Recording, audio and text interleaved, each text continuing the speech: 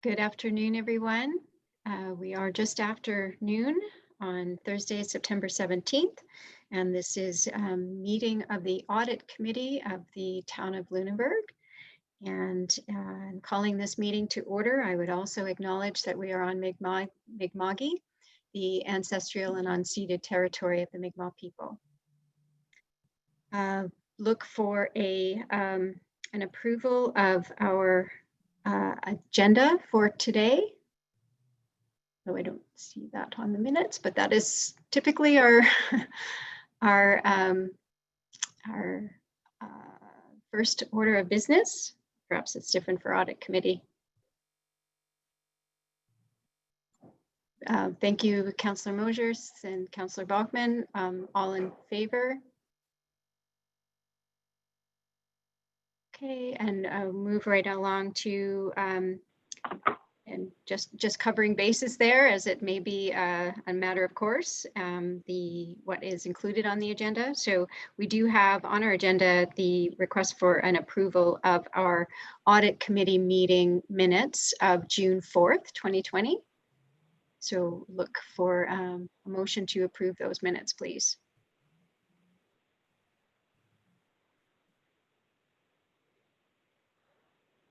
Thank you, Councillor Bachman. Moving the approval of the minutes of June 4th. Is there a seconder? Thank you, Councillor Mosier. Is there any items of discussion there? There seemed to be some hesitation. So if there's any concern, hearing none, all in favor? Anyone opposed? I think I saw all hands up in favor. So the meeting minutes the motion is carried and the minutes are approved as circulated. So now we're getting to the meat of the program for today, and that is, I'm getting feedback. Is everybody else hearing that too? That's me. Okay.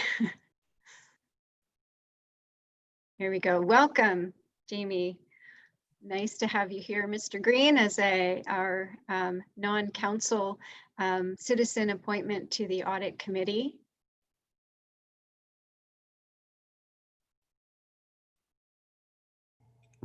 We see you. Not sure if we're able to hear you just yet. Hey. Okay, I think that was. It's saying that it's trying, so.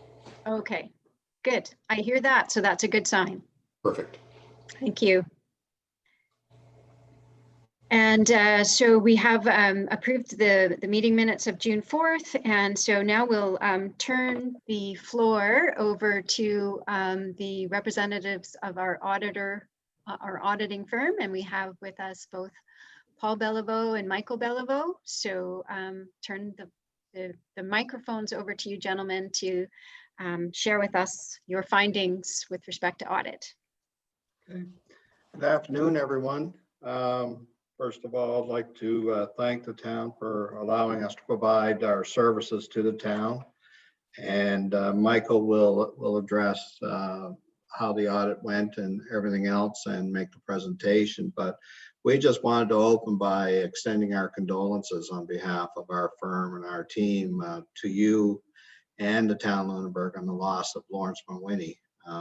Over the years, we had a lot of interaction with Lawrence and a lot of respect, a lot of mutual respect, I would say. And that's certainly a big loss. And you guys have been having quite a few hits of major components of your town passing away in the most recent months. So to the town and to you people in particular who have all dealt with Lawrence over the years, our condolences. I'll just interrupt you just long enough to acknowledge that and appreciate your offer of condolences to the community. It's been very difficult weeks and months, and the loss of Lawrence has truly been significant and impactful to all of us who've known him and worked with him. And we will do a formal moment of silence in his honor at our council meeting next week. Thanks for mentioning that. Okay, thank you. And with that, I'll switch over to Michael, who's the brains of our operation, I guess. And so I'll switch over to Michael. Okay.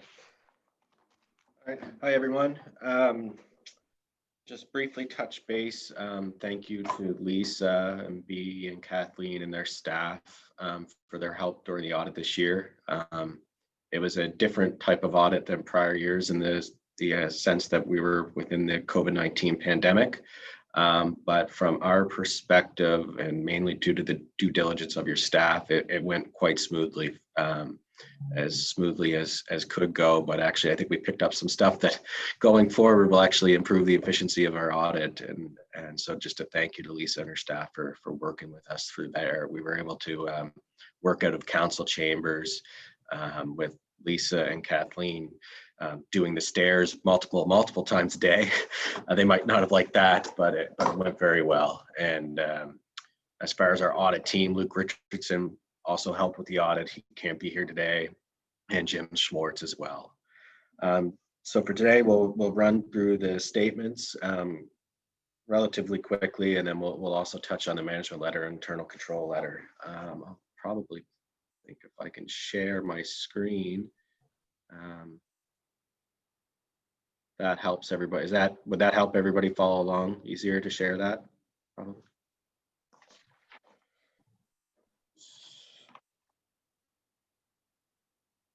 So of primary importance for council and staff is that you have an unmodified opinion in the current year. So in our opinion, these consolidated financial statements present fairly in all material respects the financial position of the town of Lunenburg as at March 31st, 2020, and the results of the operations and the changes in its financial position for the year then ended in accordance with Canadian public sector accounting standards. So that's the unmodified report, which as council and staff, I would imagine is good news to hear every year on an ongoing basis. So moving down quickly, we're going to go over the consolidated statements quickly and then touch on the non-consolidated slightly. So A4 is the consolidated statement of financial position. This is in effect your balance sheet. One note to highlight for you is down here, I'll highlight it there, is your net financial assets. You actually have net financial assets this year of 1.392 million. Last year, you had a net financial liability of 102,000. So there's a significant change there, and that's good news for the town and your financial position going forward. You'll see at the top, you had 5.6 million in cash at year end, and your overall municipal position is the 39,593,000, which is made up of your surpluses of 720,000, reserves of 5.4 million, and your investment in capital assets of 33.4 million. Moving along to A5. So this is your consolidated statement of financial activities. In private corporation speak, this would be your income statement. So you see at the top, your assessable property taxes. So that is net of school appropriations. So when we look at the non-consolidated statements, it'll actually be a higher number. That's for PSAB purposes. We're required to take your gross revenues brought in, and then we deduct the amount that has gone out for education.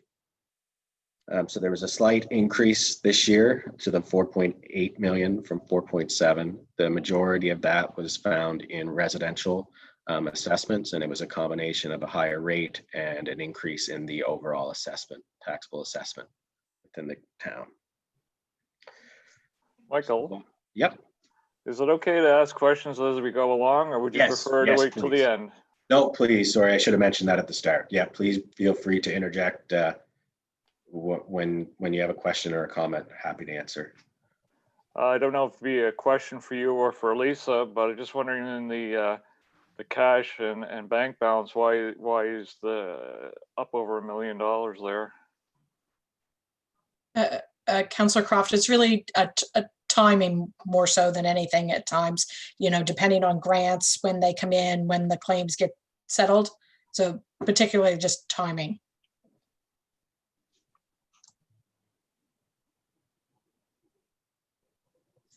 answer your Yeah, that would- question, Councillor Croft, or you have another question? No, okay, go ahead then. Back to you, Michael. Okay.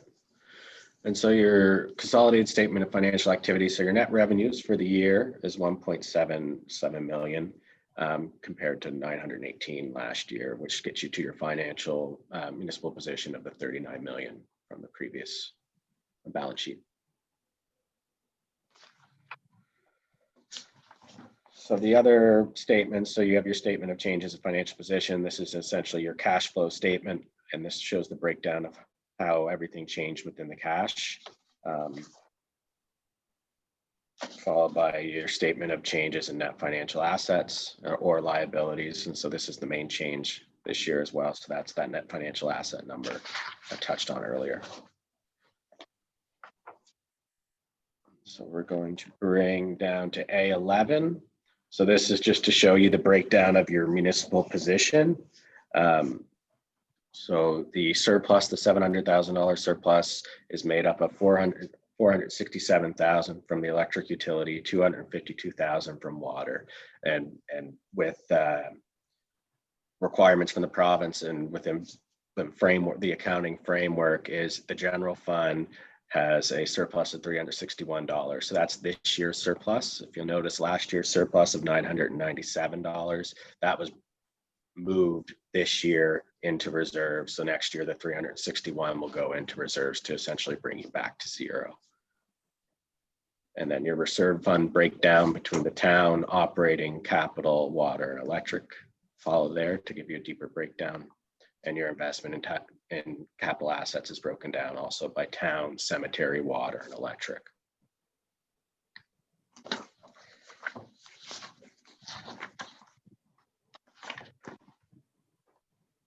So A15. So A15, there's some slightly new wording here in the contingency note, number 8.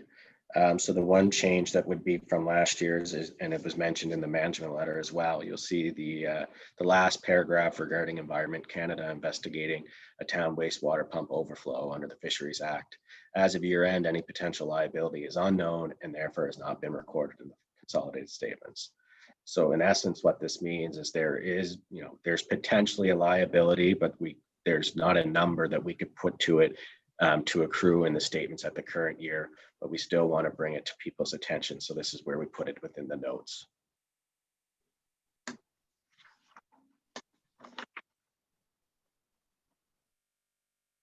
So A17, note 11, you have your remuneration, training, and hospitality. So as an audit committee, this is required to be in your statements and reviewed by the audit committee. So you have your honorariums for council and the CAO. And then also this year, it was there last year as well regarding hospitality expenses. Last year was the first year they were required to be in the statements. You didn't have any expenses last year, but in the current year, you had $81.08 expenditures as hospitality, which was regarding a film location meeting. So that's just another point for where it's a requirement for the audit committee to be aware of.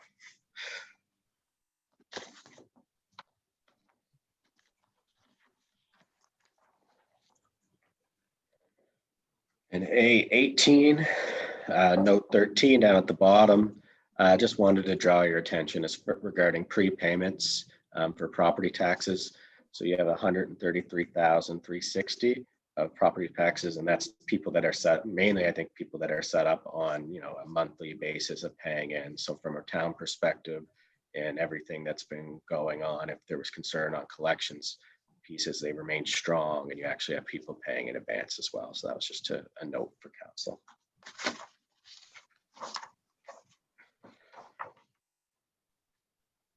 And then moving down to A23, this is also a new note that would be new this year as opposed to prior years. It's a subsequent event note, and it's just in relation to COVID-19.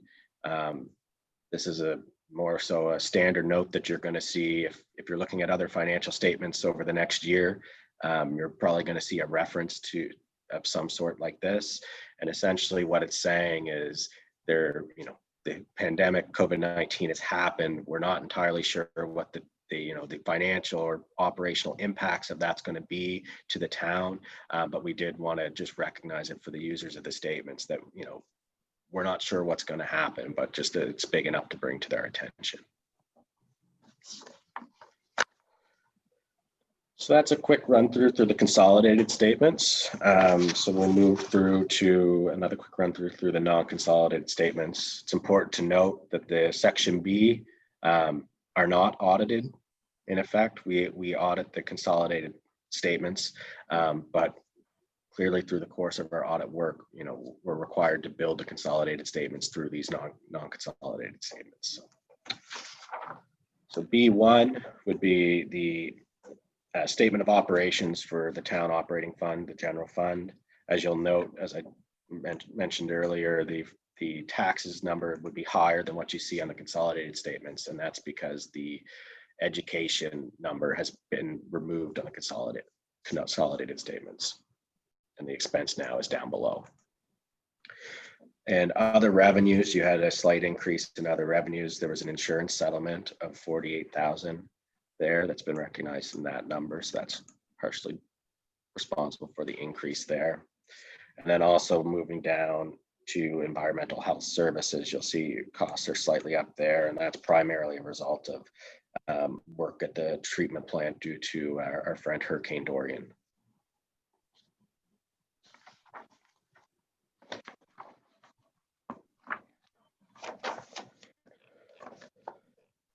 And then we have, following that, we have your breakdowns of reserves and capital as well.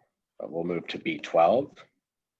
So B12 is the statement of operations for the cemetery. The main change this year would be, you see the mowing contract, and you would see a reduction in labor as well, essentially replaced by the mowing contract.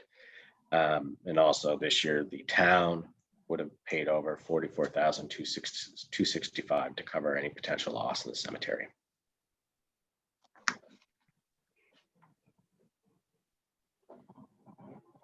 So B14, this is a statement of operations for the water utility. The current year, you had excess revenues over expenditures of $50,856, and a dividend of $50,000 was transferred over to the town operations from the water utility. Michael, can I maybe to note that what that dividend was used for is that we've been allocating that towards things at the fire department. And so that in fiscal 1920, that was allocated towards the bunker gear purchase.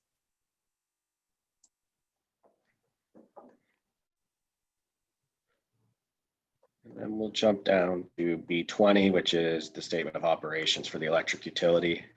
You had an increase in revenues in the current year. The main spot for that would have been in your large general revenues, and your margin has maintained right around 18.5% as in prior years when comparing your revenues to your power purchases. And at the end of the year, the electric utility had excess revenues over expenditures of $483. Keeping in mind they were able to transfer an additional $44,000 was transferred to capital reserve in the current year. So that's kind of what I had on the statements. If there's any questions, comments, concerns, I'm happy to answer. I know that your director of finance and her team have kept you up on the financial results throughout the year, so I don't think there would be anything surprising there for you. But if there aren't any questions, I can move on to the letters. Are there any questions? I can't now see all members of council, so please shout out if you have a question of Mr. Beliveau with respect to the statements being reviewed. I'm hearing nothing, so I think we're okay to move on to the letters. Okay. Perfect. So we'll just start with the management letter. Can everyone can see that? Assuming that screen's sharing. Not the screen I see no? at the moment. Okay. Must have to do a new share here.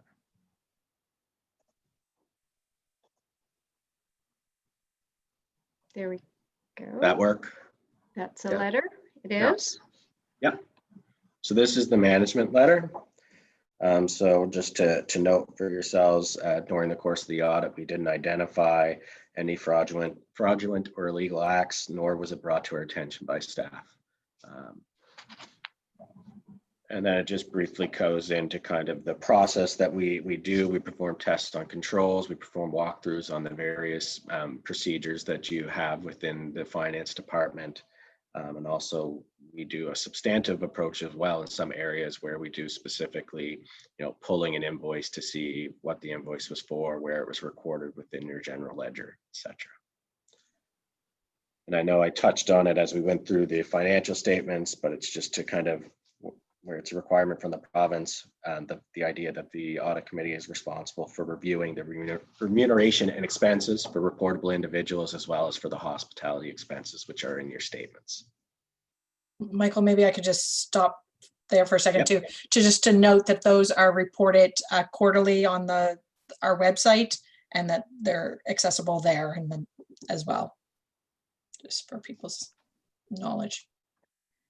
It's been identified as an important public concern regarding transparency and remuneration for municipal. And we had historically, even prior to the regulations coming in, we had always done 100% testing on your expense reports for council and management.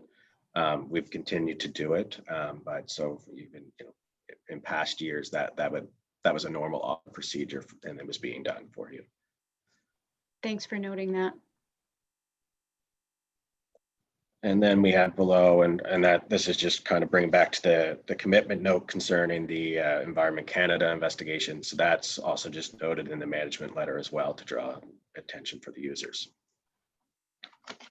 So that would be the management letter. Let's see if I can get the next. Internal control letter, that's up. Yep. Okay, perfect. So the second letter we have is the internal control letter. So during the audit, as the auditor, we're required to, at a high level, look at your internal controls. So that means we would look at, how's payroll done? What are the procedures and processes for payroll, or payables or receivables? And we kind of, within that, we do a walkthrough of each stream, if you will. So we would, go to your general ledger and see that there was an expense there, and we would trace it back to the invoice, to the PO, to the appropriate approvals and the canceled check. So that's kind of the level that we're looking at regarding your internal controls. In the current year, we didn't identify anything significant that would merit your attention. So there was nothing throughout the audit that came up of concern for us. The main risk piece that we see moving forward is, and that's kind of, this is a forward-looking letter, as opposed to in prior years, it was probably more of identifying specific issues. But the COVID-19 and the work environment, we just wanted to draw your attention to. And I know that staff has been actively engaged, and council is actively engaged in the idea that you're doing things somewhat differently, or at least for a time you were, and we don't know necessarily what that will look like going forward. And so as anything changes and your operational environment changes, it's important that you maintain the integrity of the internal controls that you have in place. And so what does that mean going forward? So that's kind of the idea of what we wanted to bring to you today. So number one is technology. So, the idea that technology is now being used more than ever. We're having a virtual meeting as opposed to in person. So there's various technologies that are out there that can be used when it's remote operations. And when I'm thinking remote operations, I'm not necessarily saying we're going to be working remotely from home full time. But as we found out, you have to have the ability to switch quickly to be able to work remotely if required. So it's a matter of exploring the use of those technologies. There's things, electronic signatures is a big one and an important one for your organization. There's a lot of stuff requires 2 signatures or various signatures from managers, et cetera, which historically those signatures were happening on the physical invoice, on the physical PO. So it's a matter of looking at those things. Like one example would be an email approval in itself may not necessarily work if you're just saying, yes, I approve. You know, it's, well, what are you approving? Because as an auditor, we could look at that email, but we don't know what was attached to that email for approval. So there's technology that may be of use for you going forward. Second piece is confidentiality. And so this one is, you know, people are working from home or different locations, or even just the nature of how they're doing their work may have changed. And it's important to be cognizant of the fact that you're dealing with confidential, sensitive information. So we would recommend that having a signed confidentiality agreement, which you do, but potentially having that signed annually, just as a way to make sure it's at the forefront of their mind that, you know, this is sensitive information and you're working appropriately and protecting it appropriately.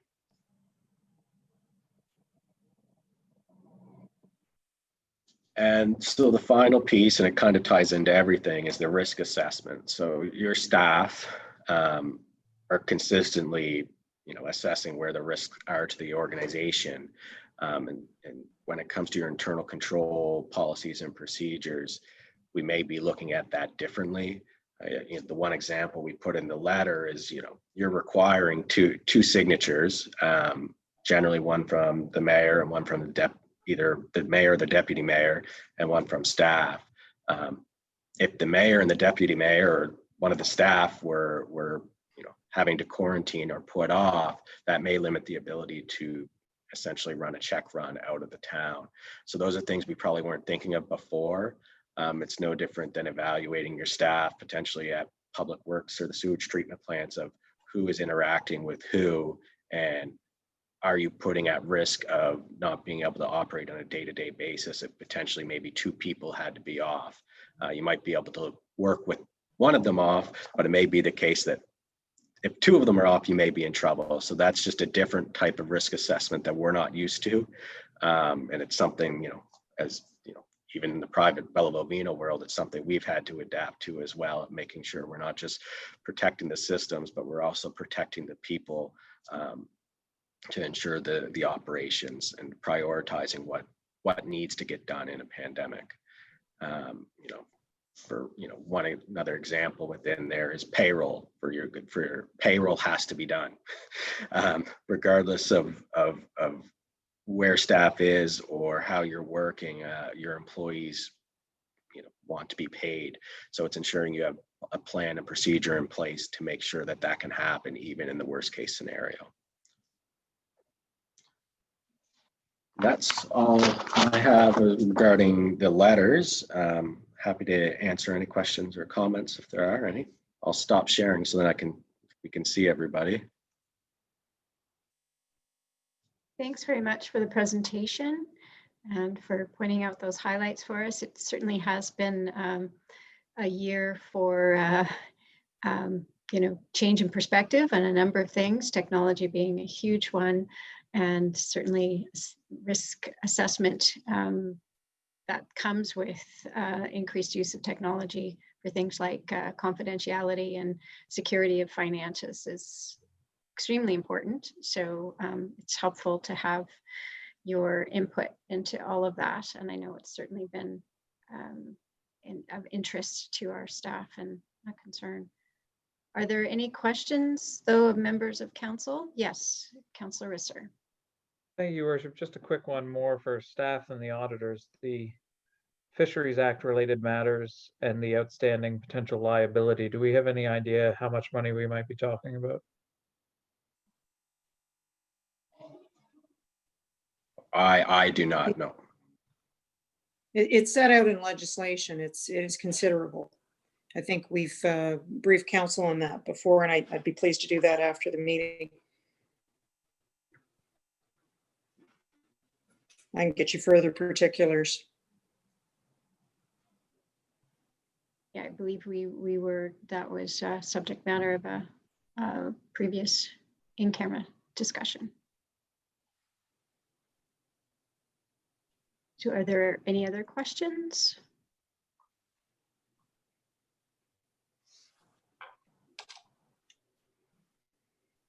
No. We appreciate the thoroughness of the report, the letters of the traditional work that you do, and the added requirements and steps needed to be taken with the work that was done this year during the pandemic. So thanks to Bella Bobino for that. Thanks as well to our staff who worked through all those difficulties and did so without a great deal of delay to this process, and with stellar results.